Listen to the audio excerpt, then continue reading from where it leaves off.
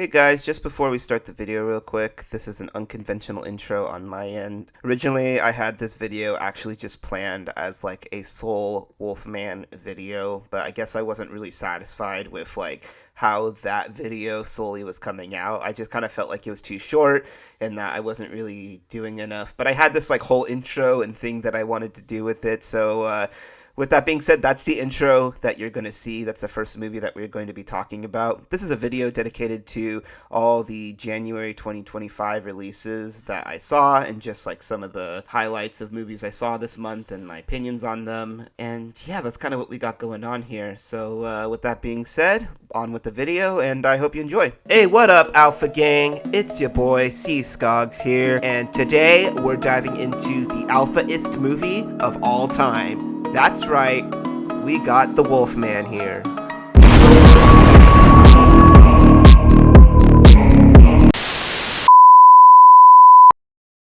Wolfman was directed by Leigh Whannell, and I was very excited to see this given his track record on The Invisible Man, another modern-day Universal monster adaptation. And while I didn't hate this movie, I gotta be honest, I completely forgot about it a day after I saw it maybe. It stars Christopher Abbott as a man taking his family to his childhood home in Oregon after he learns that his father has passed away. They go to a desolate location in the middle of the woods and find that there's a creature that is lurking in the area looking for its next victims. As the family runs to their cabin to hide, Blake, played by Abbott, is bitten by the creature and slowly begins to transform into, well, the Wolfman. The reason The Invisible Man worked as well as it did was because it told a classic story that we all recognize in a way in which modern day themes could be properly explored. In the case of The Invisible Man, it follows a woman dealing with trauma following an abusive relationship, and the invisible man she encounters is a representation of the trauma and gaslighting that she faced. That film was really able to build the stakes in a way that helped support its themes while still being a wildly entertaining ride. The reason I compare that movie to this one is because Leigh Whannell is very clearly trying to use the same formula to make this one work. And while I commend the efforts on display, it's clear that the metaphors at B just don't work as well here as they did in The Invisible Man. Wolfman seeks to tackle generational trauma, and specifically how parents seek to not replicate the mistake their parents once made. We get a brief flashback in the opening scene with Blake hunting with his dad, and I mean, it definitely sets up that he maybe had a tumultuous relationship with him, but the only reason why we really know how it affected him is because he explicitly tells his wife and daughter, "I do not want to repeat the mistakes of my father,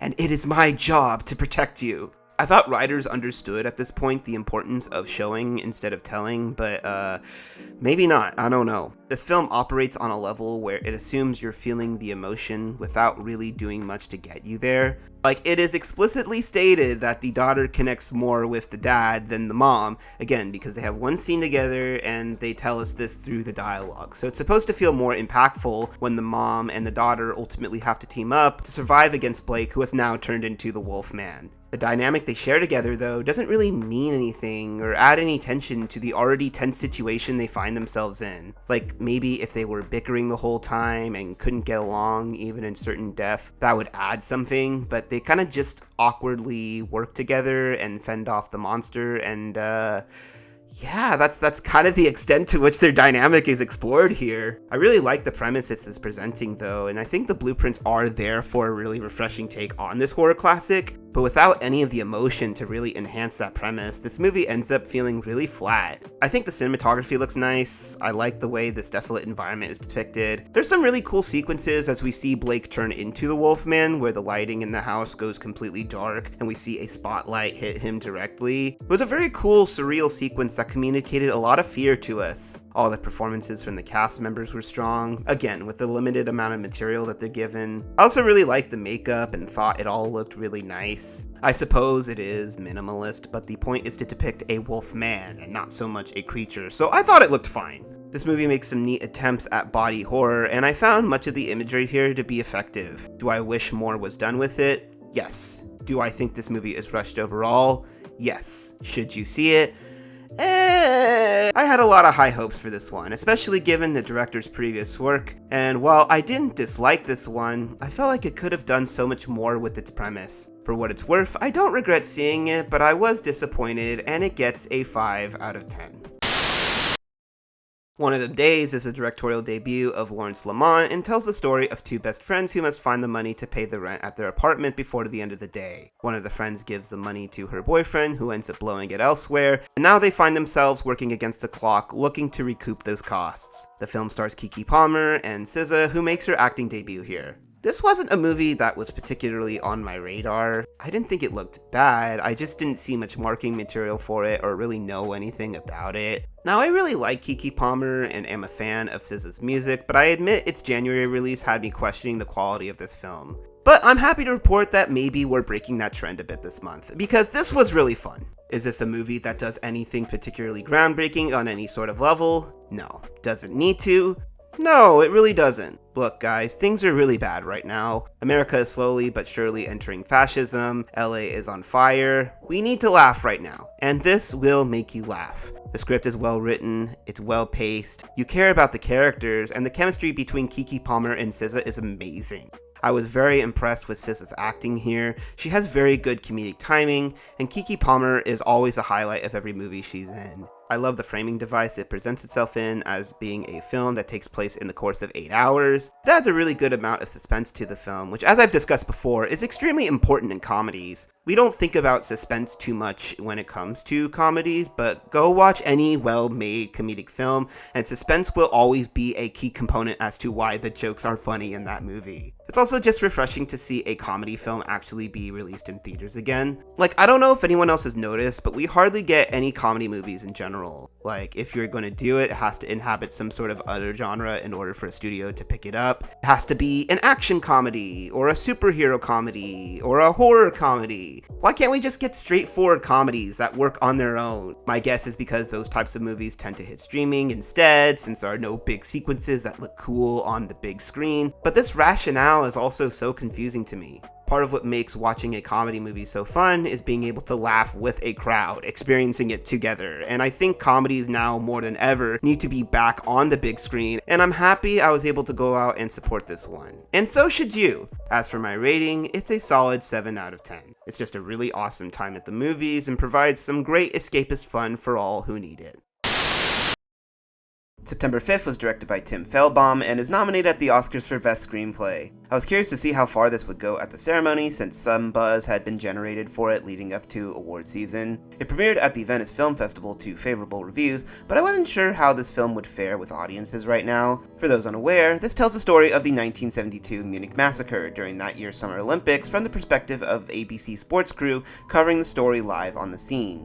During this time, 8 Palestinian militants belonging to the organization Black September had taken 11 Israeli players hostage and demanded the release of Palestinian prisoners in exchange for the athletes' lives. The film showcases the crew's efforts to cover the story live on air without escalating the conflict in any way. Now, I knew this was going to be a controversial film going in. The biggest question I had about it was how it would choose to depict the conflict, especially given recent events that have transpired over the last 15 months. And despite where you may stand on this, I think it's best that this film tells the story apolitically. It's more about the suspense of covering the story and what needs to be done to get the story out right, and without harming more people in the process. I worked in a news station for several years, so I can definitely relate to the chaotic energy that this film depicts in the control room. It definitely is very sporadic and things can change very quickly. I specifically remember covering the George Floyd protests while those were going on and just how much our broadcast changed even while it was still occurring. New information would come in, or cameras would need to be relocated. Sometimes the live feed would go out or have a several second delay, which when you're interacting with a news anchor and crew in the studio makes your job really difficult. The difference here is that gunfire and human lives are involved in this broadcast, so it adds a lot more stakes to the already tense environment that you're in. Additionally, TVs can broadcast the feed, so any terrorist or militant can use that to then make their next move. So it was a difficult and dangerous job to work on, clearly. The film does a really good job at investing you in the setting and allowing you to care about the characters and the situations that they find themselves in. I also really like the cinematography and the production design. There's a cool TV filter that lays over the movie, and it gave the film a very cool retro feeling. I also thought the performances were strong. I didn't recognize John Majaro at first, but then was reminded that he was actually the husband in past lives. It's funny because I actually thought it was David Desmalchian when I first saw the trailers, but it's not. But they do look very similar. I think my issue with this movie is that it's maybe a little rushed. It's a hard line to walk because on the one hand, this movie is apolitical, which is good, but there's also something about it that's missing. Events happen so quickly and things are rapidly changing, and while that definitely reflects the environment these crew members faced, there's not really much of an opportunity to take in what you're experiencing or really think about it much. There are attempts to do so, but some of these issues are either glossed over or resolved fairly quickly. I mentioned earlier that one of the factors the crew had to consider during this broadcast was how the live feed was being used to potentially help the terrorists. This is a really powerful, scary element to put into play, but unfortunately it doesn't really affect the story too much. They briefly touch on it, but then never really come back to it again. I also just feel like the ending was a little abrupt. There are some insightful conversations the characters have with each other, and then it just abruptly ends, which I will say did catch me off guard a little bit. I think what I'm getting at is that if this film had allowed for more of the emotional elements to be more clearly communicated to us, I think the narrative would have hit a lot harder. But after all was said and done, I didn't really feel much of anything, despite this film's best efforts. It's not often that I advocate for a movie to be longer, but I think if you had drawn out some of these sequences, the exhaustion that the characters feel at the end would have hit a lot more. Plus, you have more time to explore some of the themes that this film would like to explore, but doesn't really have time to. As it stands now, it's a neat thriller that depicts an important event that is worth being told today. Whether this film will reach an audience or not, we'll have to see. I think a film covering a part of the Israel-Palestine conflict is going to turn people away from it regardless, but it is a neat watch and you may get something out of it. As for my rating, it's a solid 7 out of 10. Presence was directed by Steven Soderbergh and is an experimental horror drama of sorts shot entirely from the perspective of a spirit that is inhabiting a house. Now, I knew nothing about this movie going in. I knew that Steven Soderbergh had shot this on an iPhone for a seemingly small budget, and that this was going to be a horror story of some kind that used a first-person's perspective in its cinematography. We've seen other movies use this format before. Nickel Boys is nominated right now for Best Picture, and they did something similar. That was interesting though, because the technique is used to highlight the racist treatment that these boys face while in the correctional school, while this film uses it to showcase the family struggles from an outside perspective. The problem posed with shooting a movie from this perspective, however, is that the director has to find a way to clearly communicate what's happening, who's being depicted, and generally just what's going on. If you do it wrong, it can be disorienting, so I'm definitely happy to say that this film does a good job with that. That was an issue I had with Nickel Boys, although I think it hit really hard in some scenes. This, it worked really well because you actually never know who the presence is. Not until the end, at least. You have an idea of who you might think it is, but once the ending reveal hits, it changes how you see the entire movie, which I think gives this movie a lot of rewatchability. It definitely is a small little film, but it's definitely an interesting watch if you haven't seen it yet. I'd say don't go into this expecting like a horror film. It's really more of like a family drama or even like a high school drama, but it is an interesting watch that I think you can definitely get a lot out of. As for my rating, this is also a 7 out of 10. I'm Still Here is directed by Walter Salles and is nominated for Best Picture, Best International Film, and Best Actress for Fernanda Torres at the Oscars. It follows the life of Eunice Paiva, a Brazilian activist who's thrust into the world of politics after her husband is one day taken by the army under mysterious circumstances. The story takes place in 1970 following the Brazilian coup d'etat that resulted in a military dictatorship and the ousting of Congressman Rubens Paiva, who is Eunice's wife.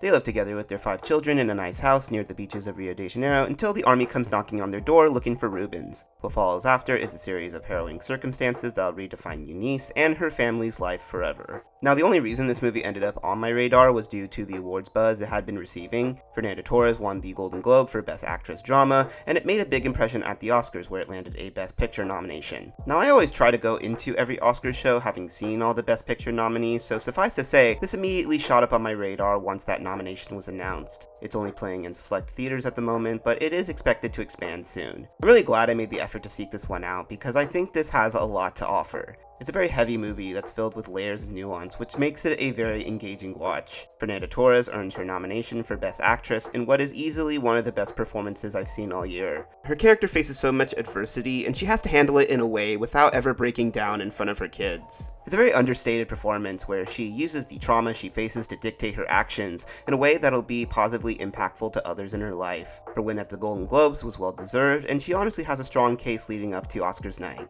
This film hits hard on themes of memories and family, and the cinematography often reflects this. Without giving too much away, the film jumps in time several years, and I found it fascinating how the cinematography would often reflect the photo quality of the time period in question.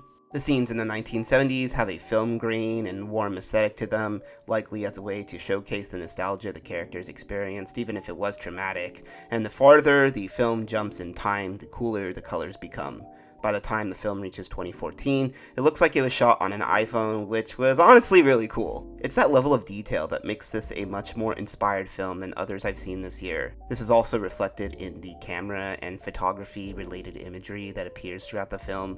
Cameras in general also seem to be a reoccurring motif, and this is especially significant given the film's plea to have you cherish your loved ones while you still can. I also feel that given the rise in fascism that we're seeing in the United States, this film is going to resonate more with audiences. This film does a great job at showcasing the normal day-to-day life of living under a dictatorship, even if the consequences aren't immediately apparent. It can and will affect everyone in some way. I feel like for the most part this film is well paced. It does run a little long at 2 hours and 15 minutes, but I can't say that any scene really felt unnecessary, with the exception of the finale maybe. I get why they chose to end the movie the way they did, but I don't know, by that point I already understood what the film was trying to say, and the sequence more or less felt like a repeat of those themes. It was nice, but nothing new was really added to it. But I suppose if that one last reminder to cherish your loved ones was the goal of this sequence, then yeah, sure, they did their job. It's unfortunate that I didn't get to see this film in 2024 because I would have had it somewhere on my best of the year list otherwise. This tends to happen during Oscar season, in which a film that technically falls under the previous year comes out in January or February, and then it doesn't end up getting added to any end of the year list because I don't know which list it technically belongs in. I very vividly remember this being the case for The Worst Person in the World, which I saw in February of 2022, but that was technically a 2021 release, so which list do I put it on? This is a really great film though, and I do hope you make the time to see it when it's released in a theater near you. Not many people have seen it yet, so I'll be curious to see what the discourse surrounding it is once it does expand. As for my rating, it's for sure a 9 out of 10. Companion was directed by Drew Hancock and is his directorial debut following his screenwriting debut in Fred 3, Camp Fred. You know what? Anything to get your foot in the door. No shade. Now, usually this is a part of the video where I discuss the premise of the film, although I wouldn't be spoiling anything by discussing it. I really do advise going into this movie blind. It's worth noting that the trailers give away the premise of this movie, so I'm just going to go ahead and discuss it. With that being said though, you've been warned. This film tells the story of a young couple who go away on a trip with some friends for the weekend. Only good things can come from this, I know. They seem to be having a good time until Iris, played by Sophie Thatcher, violently murders one of the friends following an essay attempt. When she goes to seek consolation from her boyfriend Josh, played by Jack Quaid, she finds out that she's actually a love robot, and that her settings have been jailbroken seemingly for his amusement. Upon realizing this, she makes it her goal to get revenge and escape from this house that she now is being held captive in.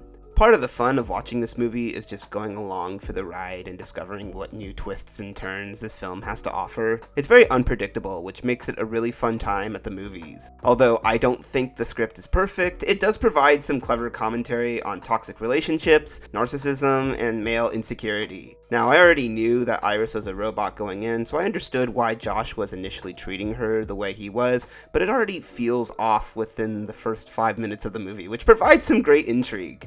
I think Jack Quaid is definitely a talent to look out for. I already had my eye on him following his performance as Huey in The Boys, but he plays the insecure loser type really well. Sophie Thatcher also is a huge standout here. She really shows off her skills in impressive fashion with what I think is a star-making performance for her. She has various settings that can be messed with on her programming, and that allows her to do some honestly really amazing things. Now, this is not a particularly scary movie. I'd say it's more of a sci-fi comedy thriller of sorts, but there are still some very fun, gory sequences here. This is further complemented by the editing and directing, which are both very good. Drew Hancock really makes a strong debut here, and I'm looking forward to see what he does next. Some of the production team behind Barbarian is behind this movie, and I'd say it's structured very similarly to that movie. I'll have to think about which one I like more, but one thing I can say for sure is that this is a much more accessible movie. Barbarian is very odd and disturbing, and although I think it's great, it's hard for me to know who I'd recommend it to. This, honestly, I could show to just about anyone in my family, and I think they'd get into it. I guess my one issue I have with it is that the dialogue could have been better. It's not bad necessarily, but sometimes it does more telling as opposed to showing, which is apparent in the ending where it spells out its themes for you. It's one of those things where it's like, oh, okay, we got it. You don't need to say all that. Thank you. It's a very minor complaint, I will admit, and not something I take huge issue with. The film is otherwise structured really well, and I think it's perfectly paced. I was never bored for a second watching it, and I always wanted to see where it was going to go. I don't really think I have anything else to say here. This is honestly just a really fun time at the movies. Just about anyone can get into this and have a good time. Honestly, my only piece of advice is to go into this movie blind because, again, I think this movie just has so much fun stuff to offer that you'll have the best time if you go in that way. As for my rating, it's an 8 out of 10, and I'm definitely looking forward to seeing this again.